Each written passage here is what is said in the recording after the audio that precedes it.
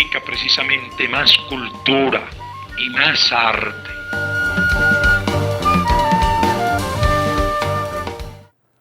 Buenos días. La editorial Arte y Literatura del Instituto Cubano del Libro los recibe en este sábado del libro virtual, donde estaremos presentando una de nuestras más recientes publicaciones. Se trata de cuentos chinos contemporáneos que estará muy pronto en las librerías del país, pero queremos acercar ya a los lectores a este texto que será presentado pues por el poeta, ensayista, crítico y escritor en general Jesús David Curbelo, a quien le doy las gracias por aceptar la invitación.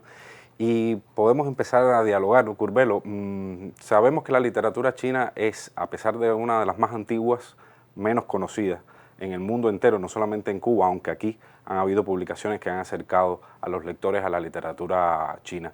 En este caso estamos hablando de cuentos chinos contemporáneos, lo dice el nombre, actuales escritores muy recientes. De hecho, estará en el libro una ficha de cada escritor, pero hablar un poco de ese desconocimiento que existe en el mundo sobre la literatura china en general. Sí, bueno, buenos días, Joel, y espectadores en general. El problema, yo creo que el primero es el idioma. O sea, es un idioma altamente complejo, es un idioma que cuesta mucho trabajo aprender. De hecho, es muy curioso, pero los propios chinos necesitan estudiar durante años para poder expresarse literariamente. Es obvio que, por supuesto, el chino vernáculo oral es mucho más sencillo, pero es un idioma sumamente complicado y eso hace que se sea limitado a la hora de tener información sobre. También recuerda que los chinos estuvieron durante siglos encerrados en su propia cultura, una cultura que se volvió endogámica en muchos aspectos y que solo a finales del 19 comenzó a salir, sobre todo, a tener vínculos con Occidente. Es en ese periodo donde comienza lo que se llama literatura china moderna. En el caso que nos atañe hoy, en el caso de la narrativa, con un autor como Lu Xun, que en algún momento también se llamó Lu Xing. Otro de los grandes problemas de los nombres chinos es que tienen varios códigos según el método de transcripción que se utiliza. El método más usado ahora, que es el pinyin, nos dice que este escritor se llama Lu Xun. Y en Cuba, ustedes han publicado sus libros, El diario de un loco, sobre todo, que es su libro más conocido, y bueno, La misteriosa historia de Aku, que también creo que fue publicada por ustedes junto con El diario de un loco. El gran mérito de este autor y de otro autor que se llama Hu Xi, que es menos conocido por una cosa de índole política que voy a explicar ahora. El gran mérito de ambos es que se pusieron de acuerdo de algún modo para comenzar a hacer literatura en chino vernáculo, abandonar el chino clásico mandarín e incorporar a la obra de arte el lenguaje callejero. La poesía china clásica no tiene eso, los caracteres siempre tienen que ver con el chino clásico, no sé qué. Este es un periodo, bueno, el periodo de la Revolución Cultural, el periodo de Mao y de las diferencias de la guerra civil con Chiang Kai-shek. Lu Xun quedó del lado marxista, era un escritor de izquierdas, vinculado, o sea, al pensamiento comunista incluso, y Hu Xi era un escritor de derecha que no le gustaba el marxismo. Uno se convirtió en la figura fundamental de la literatura de la República Popular China, en el caso de Lu Xun, y Hu Xi en una de las figuras más importantes de la República China, o Taiwán, o Taipei de China, ha tenido muchos nombres. Esa cosa política hizo que ninguno de los dos fuera reconocido en el terreno rival. Y solo hoy, después de que han pasado muchos años, es que se han ido limando paulatinamente esas asperezas y los chinos se han convertido de algún modo en una sola literatura. Ya las últimas antologías, este es un caso de ese, y otras que he visto en otras lenguas, inglés, francés, ya empiezan a reconocer a todo como literatura china. Porque también la revolución cultural, esa ruptura política que dividió el país, un país que ya de por sí era enorme y complejo culturalmente, lo dividió políticamente en dos países, la República Popular China y China, Taipei, o la República China, como también se le dice. Eso hizo que muchas antologías estuvieran sesgadas por esas particiones y que no se conocieran los mejores autores de uno y otro territorio. También en China ha habido sucesivas emigraciones, o sea, no es noticia que el mundo entero está lleno de chinos por todas partes que han ido instalándose y construyendo comunidades bastante cerradas de alguna manera, pero muy abiertas desde el punto de vista comercial y no sé qué. Y bueno, eso ha generado literatura china o descendiente de China en una serie de lugares, sobre todo Canadá, Estados Unidos, Francia, Inglaterra, y bueno, también en España, en ciertos países de América Latina. En Cuba esa migración existió, solo que en el caso de Cuba no generó una literatura como sí puede existir. Eso hace que construir una antología que es voluminosa, pero al mismo tiempo es pequeña, si tenemos en cuenta la cantidad de hablantes que tiene ese idioma y la cantidad de habitantes que hay en esos países, que ahora vemos que de pronto son más de dos, o sea, República Popular China, República China y la China de la diáspora. Entonces, te das cuenta que es de una complejidad espantosa. Los antólogos de este libro, a ver, a nosotros nos llega casi siempre, nos llegan los autores que han estado más occidentalizados. O sea, es el caso de los dos premios Nobel que tiene China, Gao Xinjiang, que fue premio Nobel en el 2000, si no recuerdo mal, que vive en Francia, tiene un libro espectacular que se llama La montaña del alma, que es un libro extraordinario. Y más recientemente, no sé si en el 12, en el 14, algo así, Mo Yan, que sí es un autor que vive en la República Popular China, que es más conocido entre nosotros por las adaptaciones fílmicas de algunas de sus películas. Su literatura no ha circulado mucho, pero que son como las dos grandes banderas de la narrativa china de momento. Y hay otro autor que se llama Ya Pinghua, que vive también en China, que es un autor muy controvertido, pero muy célebre en Occidente. Y uno que vive en San Luis, es profesor de la Universidad de San Luis, que se llama Qi Xiaolong, que es un autor de literatura policial. Pudiera decirse que es un autor muy parecido a Andrea Camilleri, a Manuel Vázquez Montalbán, a Leonardo Padura. Tiene un héroe que es el inspector Chen Cao, que es un policía a pesar suyo, un policía con extrañas maneras, o sea, le gusta la poesía clásica china, la comida gourmet de la China clásica. Y bueno, esos tics son tics que recuerdan a otras novelas policiales. Este es un autor muy, muy leído hoy.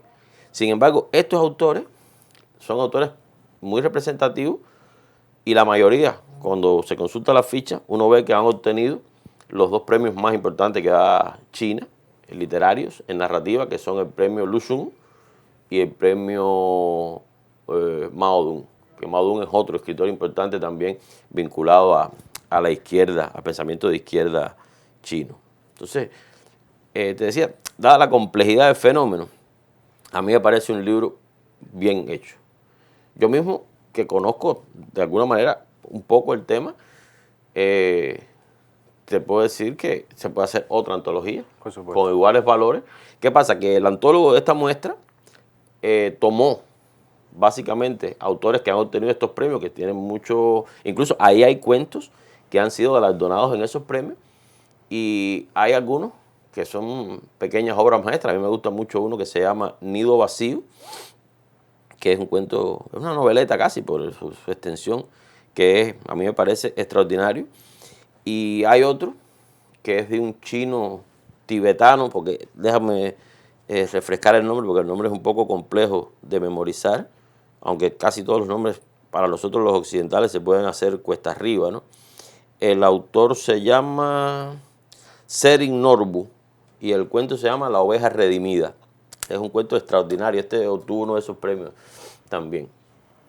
Ahí, bueno, uno se da cuenta de que los antólogos tuvieron a bien mirar en estos diferentes estratos que te dije, ¿no? Hay autores de la República Popular China, de distintas zonas geográficas, hay autores de la diáspora, incluso hay algunos autores que pertenecen a la República China, y bueno, eso conforma un panorama limitado, pero al mismo tiempo generoso para nuestro conocimiento actual del tema, que hace muy bien el libro. Yo creo que esto es un primer acercamiento, pudiéramos llamar a la literatura china contemporánea. Hablabas de algunos autores, pero este libro específicamente, con autores que es una antología limitada, como bien decías, pero puede ser un primer acercamiento, porque sabemos que hay muchísimos, es tan extenso el país geográficamente, y como dices, está la diáspora y otros aspectos.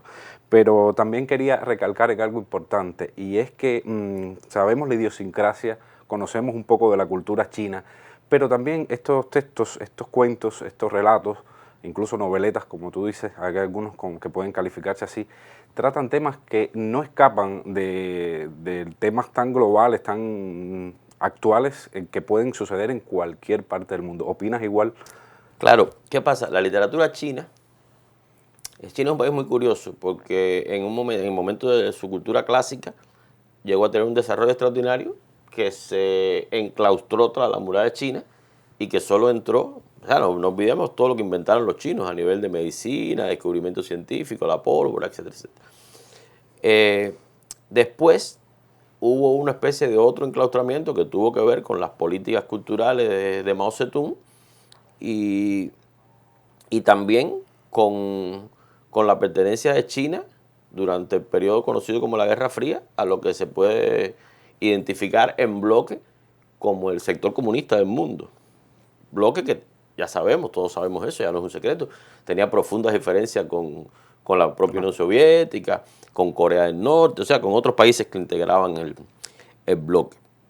Y eso hizo que se fuera haciendo también un poco más inaccesible el asunto de China. En la nueva apertura, el nuevo fenómeno chino a partir de la toma de posesión de poder de Deng Xiaoping, que empieza a hacer sutiles pero notables cambios en la política general de China desde el punto de vista económico, ideológico no, ideológico se mantuvo más bien siguiendo los pasos que ya había trazado Mao Zedong, pero ha ido caminando de una manera increíble esa política china y bueno, eso ha hecho también que China se ponga no solo en consonancia con el mundo, sino en consonancia con lo más desarrollado del mundo. China es un monstruo desde el punto de vista económico, financiero, industrial y tecnológico. Y entonces todas esas cosas que pueden estar representadas en la más contemporánea literatura de Occidente, esos conflictos del hombre con la tecnología, aquí hay muchos cuentos que tienen que ver con eso. Bueno, tú sabes bien porque tú eres el editor del libro. Ustedes publicaron hace poco una novela que se llama Teléfono Móvil, que tiene que ver también con eso, ¿no? Cómo un teléfono móvil se puede convertir en una pesadilla en la vida de una persona. Aquí el primer cuento de esta antología también habla de ese tema, algunos otros vuelven a tocar el tema, pero te das cuenta que tocan temas también, por ejemplo, esos dos que mencioné, Nido Vacío, que habla del tema, bueno, ahí se ve tangencialmente el asunto de la migración, con el personaje que está viviendo en Canadá y que tiene que regresar continuamente a China a atender a su padre anciano y tal, y el de La oveja descarriada, que tiene que ver con un tema que está mucho más cercano a la literatura clásica o a La montaña del alma de Gao Xinjiang, que es el tema de la reencarnación, el tema del budismo. Recordemos que China, también desde el punto de vista religioso, es varios países, porque China tiene distintas doctrinas filosóficas ancestrales, varias religiones también ancestrales, y este autor, por ejemplo, que es de la zona del Tíbet, este que acabo de mencionar de La oveja descarriada, pertenece a una región multicultural y multireligiosa que está también reflejada ahí, incluso como su nombre es distinto del resto de los chinos, como insistí, pero también su texto es distinto en el sentido de su enfoque religioso, cultural, todo eso hace que sea una muestra muy rica, ¿no? Porque hay desde cultura milenaria, ancestral, que tiene que ver con una religión o con una manera de entender el mundo como el budismo, hasta los conflictos de la tecnología, del desarrollo económico acelerado que se lleva como una marea a distintos personajes que están inmersos en estas historias. También hay cuentos sobre el mundo empresarial, sobre el éxito, sobre la televisión. O sea que es un libro que en eso también está a la altura de cualquier libro de cuentos, una antología de cuentos de cualquier país del primer mundo. Si me lo permites, Curbelo, quiero resaltar el diseño de cubierta de Alejandro Barrios, un diseñador de la editorial Arte y Literatura que es muy talentoso y me parece que también habla un poco, porque siempre pensamos cuando hablamos de China, de la cultura esta ancestral, legendaria, pero bueno, la cubierta tiene que ver con un diseño mucho más actual de la China, una imagen más actual de la China. Y yo quiero ya de cierta forma, para invitar aún más de lo que has hecho a los lectores, ¿cuál tú piensas que sea el valor fundamental de este texto cada cuento tiene sus características, cada autor tiene su manera de escribir, pero el valor general que tú le ves a este texto que representa de cierta forma la calidad y la valía de autores que han sido incluso galardonados, como tú lo mencionabas, con importantes premios en su país. ¿Cuál es el gran valor que tiene Cuentos Chinos Contemporáneos? Bueno, en primer lugar creo que abrir las puertas a esa cultura que siempre nos resulta, a pesar de que ya está a ese nivel que acabo de describir, siempre nos resulta como una especie de arcano, ¿no? La cultura china por todo lo que entraña. Creo que sería una buena puerta porque los cuentos todos tienen calidad, todos son excelentes historias. Yo mencioné los que más me gustan a mí, de modo personal, pero es una selección muy pareja, muy equilibrada. Y creo que sería también una manera para los lectores cubanos de proponerse nuevos retos, de ir occidentalizando un poco nuestra cultura y metiéndonos en otras dimensiones geográficas y culturales como China, Asia en sentido general, África, que tienen igual notables escritores y de los cuales ustedes han sido embajadores durante muchos años, ¿no? Y espero que lo sigan siendo. Bueno, yo quiero agradecerte. No, gracias a ustedes, por favor. De verdad, agradecerte por esta presentación. Yo creo que, como dice la nota introductoria del libro, este texto nos permite promover una comprensión más integral sobre la China actual y sus habitantes entre los lectores y mostrar un rostro, otro rostro, quizás menos conocido, de una nación con más de 5.000 años de civilización. Cuentos Chinos Contemporáneos, este es el texto que hemos presentado aquí en este sábado del libro virtual, publicado por nuestra editorial Arte y Literatura, perteneciente al Instituto Cubano del Libro. Agradecer nuevamente al escritor Jesús David Curbelo por esta presentación y muy pronto estará en las librerías del país este texto que yo pienso que va a ser una lectura bien agradable. Gracias y hasta un próximo encuentro.